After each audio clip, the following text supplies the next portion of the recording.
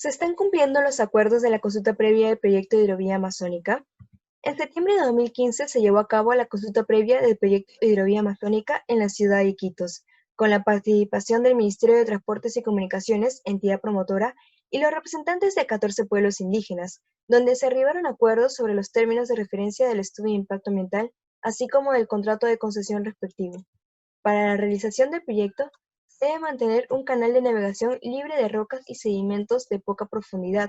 por lo que es necesario dragar los denominados malos pasos para garantizar el tráfico fluvial.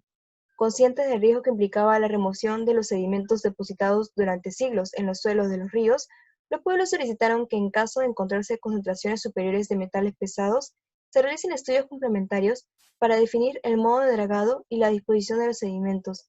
En ese sentido, se utilizó como referencia los niveles y procedimientos establecidos en la Resolución 454-2012 CONAMA.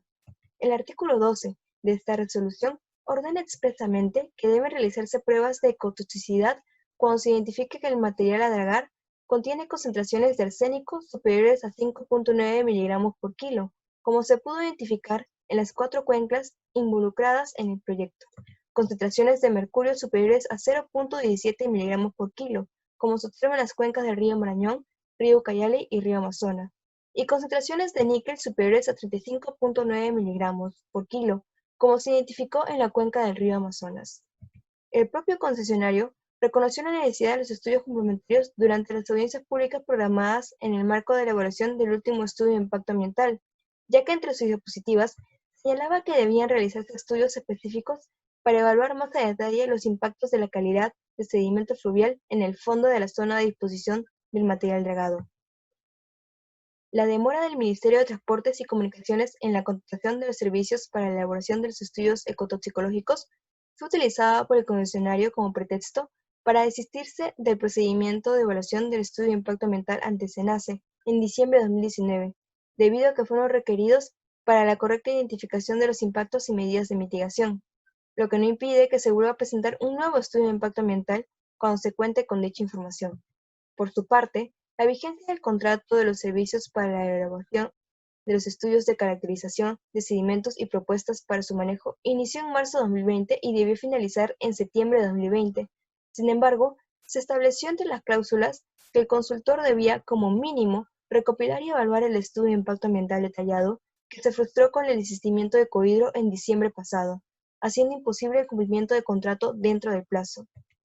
De esta manera, se observa la incongruencia y omisión del Ministerio de Transportes y Comunicaciones, toda vez que subordina los estudios complementarios a la existencia del estudio de impacto ambiental, cuando los primeros siempre debieran ser considerados insumos para la identificación de impactos y medidas de mitigación dentro del segundo, de conformidad con el acuerdo de acta de consulta que se tomó en relación con los términos de referencia para el estudio de impacto ambiental.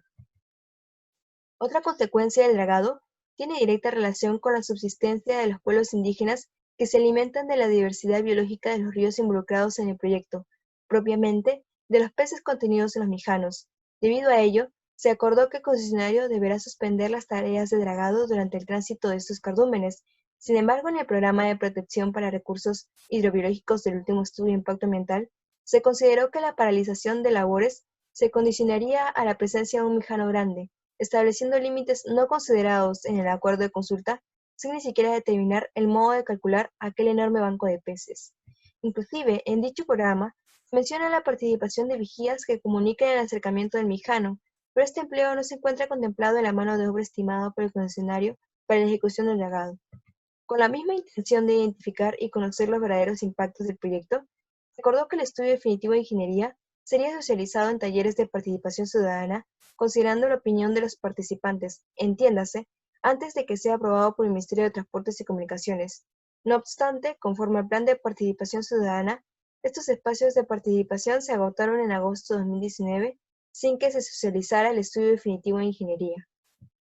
Al respecto, el Ministerio de Transportes y Comunicaciones precisó que el estudio definitivo de ingeniería sí se encontraba culminado, pero que su evaluación se encontraba subordinada al estudio de impacto ambiental detallado, toda vez que el contrato de concesión indica su presentación como un producto mínimo para la elaboración del estudio definitivo de ingeniería. En razón de ello, una vez que se encuentre con el estudio de impacto ambiental detallado aprobado y el estudio definitivo de ingeniería evaluado, será socializado con los pueblos. En contraposición, la Dirección General de Capitanía y Guardacostas, DICAPI, en su opinión técnica del estudio de impacto ambiental detallado, observó la necesidad de presentar el estudio definitivo de ingeniería validado por el Ministerio de Transportes y Comunicaciones con el fin de realizar un análisis y valoración de los impactos ambientales que se pueden generar durante la ejecución y operación del proyecto. Ello motivó que el SENACE solicitara al Ministerio de Transportes y Comunicaciones todos los informes aprobados del estudio definitivo de ingeniería. De esta manera, podemos observar que según la interpretación del Ministerio de Transportes y Comunicaciones, el estudio de impacto ambiental detallado constituye un insumo del estudio definitivo de ingeniería. Sin embargo, según el desarrollo lógico considerado por DICAPI y SENACE, el estudio definitivo de ingeniería debe ser un insumo del estudio de impacto ambiental para establecer las estrategias de manejo ambiental adecuadas al diseño y zona de ejecución. La determinación de esta secuencia influirá en la socialización toda vez que la información alcanzada a los pueblos debe tener todas las precisiones necesarias para su participación y esta a su vez debe ser considerada antes de aprobarse el estudio definitivo de ingeniería. Asimismo, para el adecuado manejo del tránsito fluvial, se acordó que el Ministerio de Transportes y Comunicaciones desarrollaría un reglamento de infracción y sanción en materia ambiental para el transporte fluvial antes de la ejecución del proyecto. Sin embargo, 5 años después de firmado el acta, solo se viene elaborando un proyecto normativo, pues a entender del Ministerio, la ejecución del proyecto se traduce en el inicio de las obras obligatorias, encontrándose aún dentro del plazo establecido en el acuerdo.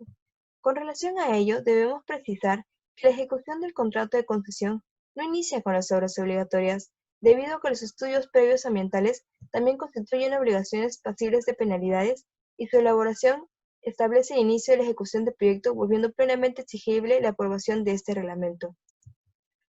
Misma o peor suerte corre el Reglamento Nacional de Transporte Fluvial con sanciones y penalidades acordado en el Acta de Consulta previa, pues el Ministerio de Transportes ha interpretado unilateralmente que lo que se quiso manifestar en ese momento era la creación de un reglamento de navegación fluvial cuya competencia recae exclusivamente en DICAPI desde 2014. No obstante, ha señalado que se encuentran coordinaciones internas para suscribir un convenio específico que abarque aspectos normativos del proyecto y que independientemente del acuerdo, DICAPI ya cuenta con una tabla de sanciones e infracciones desde 2014 que podría aplicarse. Todo ello evidencia la falta de buena fe por parte del Estado, debido a que escude el incumplimiento del acuerdo bajo excusas burocráticas y minimiza el compromiso de la nueva reglamentación por la persistencia de un reglamento que no contemple las características particulares del proyecto.